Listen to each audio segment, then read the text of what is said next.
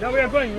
As Kenya reels from a deadly 20-hour siege, details of the victims have begun to emerge. Among them, British national Luke Potter and US citizen Jason Spindler. His brother said on Facebook that he was a 9/11 survivor. So far, 2 Kenyans have been named. Cousins Abdullah Dahir and Faisal Ahmed were described by relatives as inseparable. Their bodies were laid to rest at a joint funeral on Wednesday. Ahmed's wife is 7 months pregnant. They were having lunch together when the suicide bomber struck on Tuesday.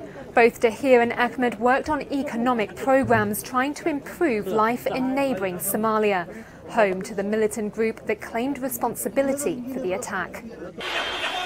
Al-Shabaab is an Al-Qaeda affiliate that has carried out a number of attacks in the East African nation, which it calls revenge for Kenyan troops stationed inside Somalia, a country that's been torn apart by an ongoing civil war for nearly 30 years. But in the group's 2-page statement on this latest attack, it states US President Trump's decision to recognize Jerusalem as Israel's capital as a motive for the siege.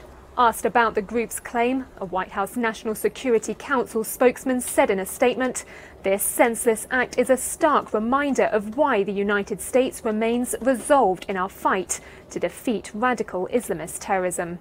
Airstrikes against the group have intensified under Trump, but Tuesday's attack showed the insurgents are still capable of striking outside Somalia's borders. You'll be okay, yeah? Gunshots and blasts continued to ring out in the capital for 20 hours.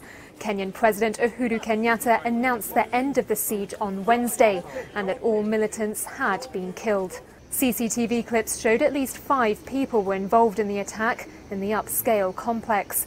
Dozens of people remain unaccounted for, raising the possibility of a much higher death toll.